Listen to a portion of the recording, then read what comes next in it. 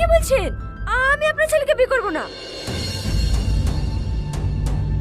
কেন মা, বিয়ে করবে না কেন?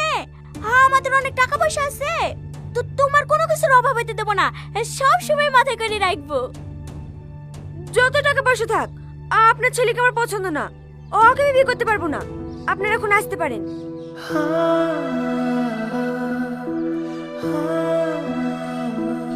কিন্তু মা। মা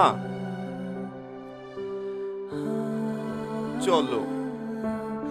দাঁড়ান আপনারা দাঁড়ান। এই রীতি, তোর কি মাথা খারাপ হয়ে গেছে? এত সুন্দর একটা বিল প্রস্তাব এসছে আর তুই রাজি হসি নে?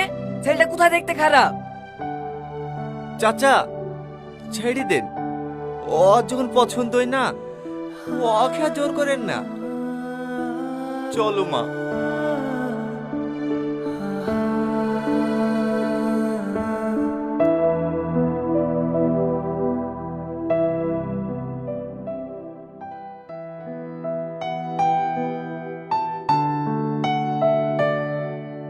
মা, গাড়ির চাবিটা মনে হয় ফেলে তুই চলে এসছি।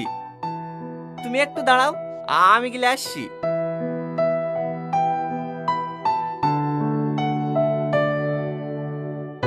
তুমি ভুল বোঝো না চাচা, আমার ওকে খুব পছন্দ, কিন্তু আমি যদি এখন বিয়ে করে শ্বশুর বাড়ি চলে যাই, তাহলে আমার ভাই ঢোকার কি হবে? ও তো এখনো পর্যন্ত একটা কাজও করতে পারে না। আমি চলে গেলেও না খেতে পেয়ে মরে যাবে। শুধু ভাই ঢোকার মুখ পারে তাকি আমি এই বিয়েতে রাজি হইনি। তুই এই কথাটা ওদের সামনে বলতে পারতি। ওরা যা মানুষ দেখুনো, দরকার হলে তোর ভাইটাকেও সাথে করলি যাইতো। পরের ছেলে চাচা, একদিন দেখবে, দুদিন দেখবে, তিন দিনের বেলাকে ঠিক চোখের বিষ হয়ে যাবে। কিন্তু তুই কি এরা তো ভালো সম্বন্ধ পাবি? কি বলো চাচা, আমাদের কপালে তো মদ খুরবা দুই ছেলের বাপ ছাড়া আর কিছুই জুটবে না। এত ভালো ছেলের বউ হওয়া আমার ভাগ্যে নাই। তুই যা ভালো বুঝিস তাই কর। আর ও ছোট মাঠে মনীষও তো যেতে পারে। দাঁড়া, ওকে দেখতে পেলে আমি বলবো। না না থাক চাচা, চাকরি লেগে ঘুরছে, আর কোনোদিন দেখুক। থাক মা, আসছি। কি হলো বাপ, তুমি?